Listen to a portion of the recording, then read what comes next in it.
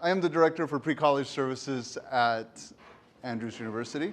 And what that means is I head up the process and relationships between the academies, high schools, and the university when it comes to dual enrollment. So your students are able to take dual enrollment classes should you choose to take part in that, where they get high school credit and college credit at the same time. Andrews University's policy is that we can enroll sophomores through seniors in dual enrollment classes. Our cutoff GPA is 3.0. So they have to have a 3.0 and be a sophomore or higher to take dual enrollment classes. Now, we do have some, if you want to look and see everything that it is, I told Dr. Orton that I would not take up a lot of time. andrews.edu/pre-college, and it'll take you to the webpage that has all of that information in it. I'm going to do some of the highlights. For example, the cost. The cost is $160 per credit, which is a fraction of what an actual credit costs at Andrews University. We have, if you live close enough, you can come to campus. If your academy is but a little further, there are some online options, and these online classes are designed specifically for high school students. So your high school student would be taking an online class with other high school students. The teacher knows that they are teaching only high school students, okay? So we have some asynchronous and we have some synchronous. Some of the asynchronous ones tend to be the more popular because they tend to fit into whatever schedule happens to be at your academy. For example, this fall, we're teaching college writing 1 for 3 credits, and that's restricted to seniors only, okay? Because it's writing composition. It's basically their freshman year English class. Civ and Ideas 1 is a general ed history class, which also they need for their undergrad. And Intro to Psychology, which is also another one of those that is super popular.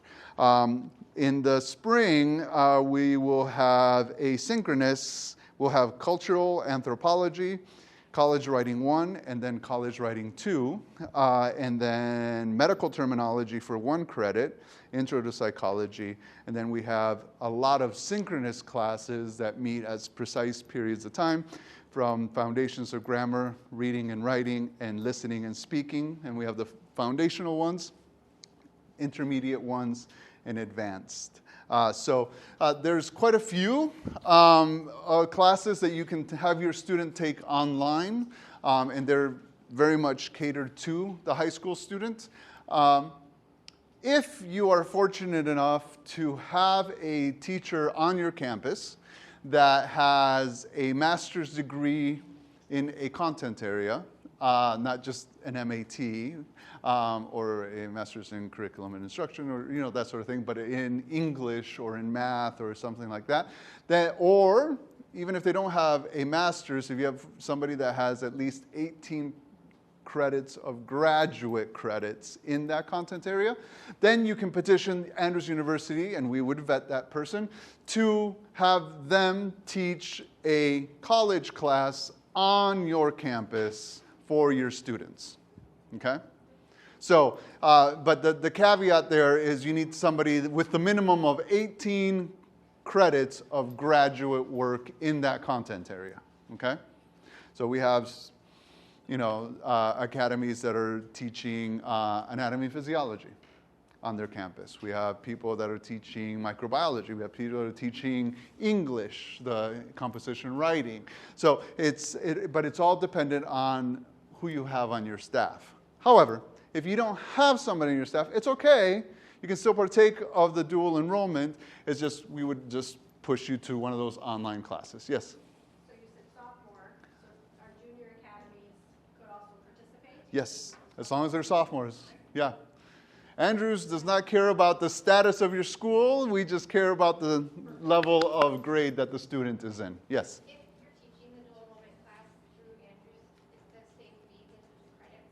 The same fee for the credits. Yep, it's the same fee. And then at that point, you would coordinate with the department of whatever course you happen to be choosing, and we would facilitate all of that. But yes, we also have a ESL program, and Dr. Horton just got an email while she was in these amazing meetings, But in this email, it's English, learn English, but in dual credit. So they're also getting some college credit for doing so. So I know as a private school, we aren't always in the best place to teach ESL students, yet sometimes we get them. And so Andrews would like to, and we have a whole department that would like to partner with you, and we have classrooms that are set up to be distance learning classrooms with multiple cameras and trying to make it as not just one-dimensional with one forward-facing camera, so on and so forth, for them to learn English as a second language. The credits for that are $250 per credit or $1,000 per class, whichever is the cheapest way. So depending on what level and what they need, but these would be teachers that are actually experienced and trained to teach English as a second language. So this would be for 10th and up. For 10th and up, you might be able to petition for a freshman. We'll entertain that, but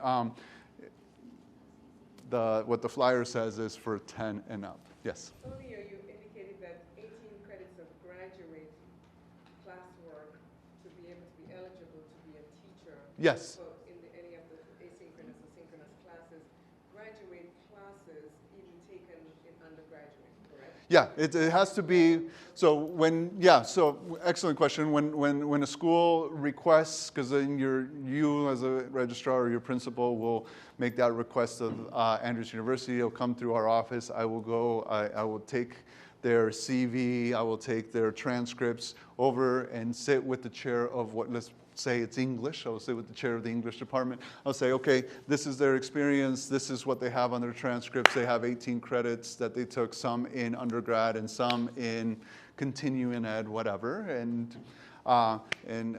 she'll see that, and we'll sign off on it, and then we'll give you guys a sample of what the syllabus looks like at the university, and then it progresses on down the road as far as that goes. Okay. And typically, Andrews University, since you offer the credits, would be the one who would ensure that the credentials not necessarily are union registrar. Right. So the only thing that will come to you, your teacher, if you're doing it as we call concurrent, that is, you're teaching it on your campus, then you as a registrar are keeping track of their high school grade for that class. And then the teacher would then put things, would send over, or you would send it, depending on how you structure it at your school, you would send us that grade and we would put it onto the college transcript. But you're in essence, that one class, that same grade for that class, it's all the same grade, it's not multiple grades, it's the same one. Then whatever you put on your transcript counts for high school, and then when you send it over to us, we put it on their college transcript, and that goes onto their college now record. The key thing for the students to be aware of is that as they take dual enrollment, they are beginning to formulate their college GPA. So you are taking a college class, you get an A in it, excellent.